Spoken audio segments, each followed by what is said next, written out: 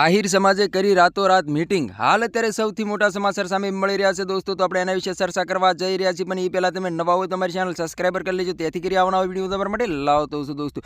તો દોસ્તો તમને ખબર હતી કે જે બગડાણાની અંદર જે વિવાદ થઈ રહ્યો હતો, જે નવનીતભાઈને જે ઢોર મારવામાં આવ્યો હતો, ત્યાર પછી નવનીતભાઈ આરોપ લગાવ્યો હતો જયરાજભાઈ માથે કે મેન ગુનેગાર તો જયરાજ છે અને જયરાજને ખુલ્લેઆમ પકડો અને ખુલ્લેઆમ વરઘોડો નીકળો જઈને મને ન્યાય મળવો જોઈએ દોસ્તો. તો તમને ખબર હતી કે એસઆરટી ટીમ દ્વારા જયરાજભાઈની ધરપકડ કરી લેવામાં આવી છે અને જેલના હવાલે પણ કરી દેવામાં આવ્યા છે. જામીન પણ મળ્યા નતા દોસ્તો. તો તમને ખબર હતી કે કોળી સમાજના લોકો મેદાનની અંદર ઉતરી ગયા હતા. ઠેઠ પરસોત્તમભાઈ સોલંકી, હીરાભાઈ સોલંકી ગાંધીનગર ખાતે પહોંચી ગયા હતા. મુખ્યમંત્રીને મળ્યા હતા કે જલ્દીમાં જલ્દી નવનીતભાઈને ન્યાય મળે અને જે મેન ગુનેગાર છે એને ખુલ્લેઆમ પકડો અને ખુલ્લેઆમ વરઘોડો નીકળો જોઈએ, નવનીતભાઈને ન્યાય મળવો જોઈએ દોસ્તો.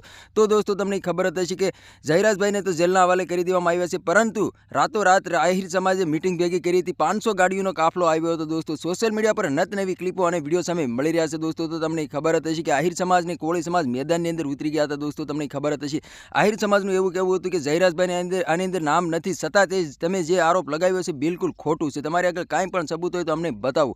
તો દોસ્તો તમને ખબર હતી કે 15 જેટલા સબૂતો નવનીતભાઈએ એસઆરટી ટીમ દ્વારા આપ્યા હતા. ત્યાર પછી જયરાજભાઈની ધરપકડ કરવામાં આવી છે અને જેલના હવાલે પણ કરી દેવામાં આવ્યા છે દોસ્તો. તો તમારા આના વિશે શું કહેવું છે કમેન્ટ કરીને જરૂર બતાવી દોસ્તો. અને અમારી ચેનલમાં નવું તો ચેનલ સબસ્ક્રાઈબર કરવાનું ભૂલશો નહીં, તેથી કરી આવનારા વિડીયો તમારા માટે લાવતો છું દોસ્તો. તો તમને ખબર હતી કે જે નવનીતભાઈએ ખુલાસો કર્યો હતો કે મેં માયાભાઈ આહિરને માફી મંગાવી હતી, તેના કારણે જયરાજને સારું ન લાગ્યું. ત્યાર પછી મારામાં કોલ પણ આવ્યો હતો, મારી સાથે વાતચીત કરી હતી, મને મળવા માંગતા હતા, પરંતુ જે મારી માથે એવી ઘટના ઘટી છે એમ કહેવાય છે કે જયરાજે એના માણસો મોકલીને મારા હાથ પગ ભંગાવી નાખ્યા છે. તો મેન ગુનેગાર તો જયરાજ છે, તો જયરાજને પકડો અને ખુલ્લેઆમ વરઘોડો કાઢો અને મને ન્યાય મળવો જોઈએ દોસ્તો. અને જયરાજભાઈને ધરપકડ પણ કરી લેવામાં આવી છે અને જેલના હવાલે પણ કરી દેવામાં આવ્યા છે. નવનીતભાઈને ન્યાય મળી ગયો એવું પણ લોકોનું કહેવું છે દોસ્તો. તો તમારે આના વિશે શું કહેવું છે કમેન્ટ કરીને જરૂર બતાવી દોસ્તો. અને અમારી ચેનલમાં નવો તો ચેનલ સબસ્ક્રાઈબર કરવાનું ભૂલશો નહીં, તેથી કરી આવનારા વિડીયો તમારા માટે લાવતો છું દોસ્તો. તો આ તો આજનો વિડીયો કે મેં લાઈક શેર બીજા વિડીયો મળી તબ તક કે लिए जय हिंद जय भारत. મળે બીજા વિડીયો તબ તક કે लिए बाय बाय.